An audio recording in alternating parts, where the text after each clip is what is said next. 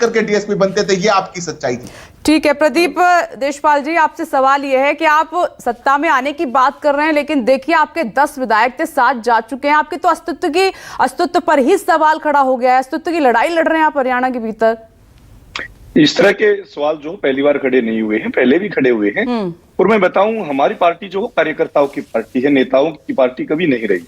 नेता आते जाते रहे हैं। जैसे कांग्रेस के साथी कह रहे थे कि जो है बागियों को टिकटें बीजेपी में दी गई, तो कांग्रेस की लिस्ट में भी जो है, जब हम शुरुआत में देखेंगे तो बागियों की सूची में जेजेपी के ही लोग नजर आएंगे आपको। और मैं भारतीय जनता पार्टी की बात करूं तो उसमें भी जेजेपी के लोग ही नजर आएंगे उस सूची में भी। हमारी पार्टी तो कार्यकर्ताओं की पार्टी है। आम परिवार से जो है नेता बनाए जाते हैं, एमएलए एमपी बनाए जाते हैं, मंत्री बनाए जाते हैं। और खिलाड़ियों की बात कर रहे थे, मैं दोनों ही पार्टियों से पूछना चाहता हूं, आप लोग तब उस समय कहां थे? आज विनेश के लिए इतनी बड़ी बड़ी बातें आप लोग बोल रहे हैं। जब विनेश को जो है चोट लगी थी और मेडल नहीं लेकर आई थी, उस समय दीपेंद्र सिंह हुड्डा स्वागत के लिए नहीं गए थे। उस समय तो दिग्विजय चौटाला जी गए थे। और हमारी छात्र इकाई इंसो ने जो है उस समय 11 लाख रुपए एकत्रित करके विद्यार्थियों ने विनेश फोगाट को सम्मानित किया था, उसका हौसला बढ़ाया था। और उसकी बदौलत जो है विनेश फोगाट आगे बढ़ी, आज इस प्रदेश का और देश का नाम रोशन कर रही है। परंतु मैं एक बात और कहना चाहता हूं, हम स्वागत करते हैं विनेश फोगाट जी का इस जो है राजनीति के दंगल में, परंतु मैट की कुश्ती में और राजनीति की कुश्ती में अंतर होता है। हम सिर्फ उनको शुभकामनाएं दे सकते हैं, लेकिन ये खेल जो है कुश्ती के खेल से कहीं अलग है। अभी आपने जुलाना की जनता को सुना, पिछली बार जेजेपी कैंडिडेट अच्छे खासे वोट से जीते थे, लेकिन अभी जुलाना की जनता कह रही सब खत्म। इस बार विनेश फोगाट आ गई। मैंने उस माताजी को सुना, वो कांग्रेस पार्टी से जुड़ी हुई होंगी, क्योंकि वो जुलाना की भी सीटें जिता रही हैं, बहन की भी सीटें जिता रही हैं, और पता नहीं कितनी। मैं तो चाहता हूं कि उस माताजी को ही चुनाव लड़ा देना चाहिए। क्या पता कांग्रेस जो है प्रधानमंत्री की कुर्सी तक पहुंच जाए।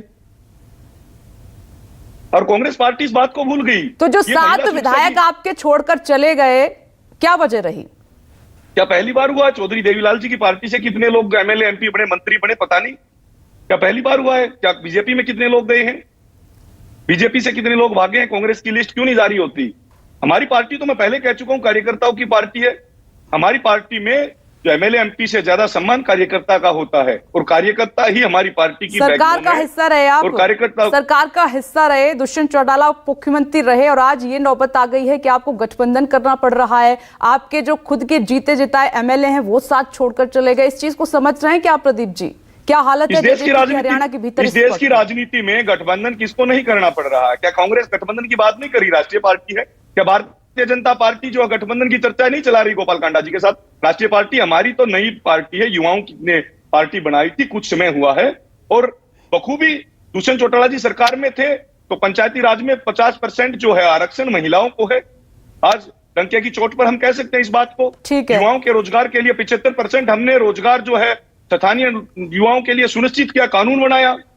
कांग्रेस कई बार पार्टी के भीतर कमियां होती हैं तो उस पर मंथन होता है, लेकिन प्रदीप जी आप तो दूसरों के उदाहरण दे रहे हैं। खैर चलिए, ये आपका अपना मामला है, किस तरह से आप देखते हैं। आम आदमी पार्टी प्रवक्ता का मैं रुख कर लेती हूँ, निवांश शर्मा जी। तो हरियाणा के भीतर आम आदमी पार्टी कितनी सीटों पर लड़ रही है चुनाव इस बार? देखिए, बहुत बहुत नमस्कार। आम आदमी पार्टी 90 की 90 विधानसभा सीटों पर पूरी ताकत लगा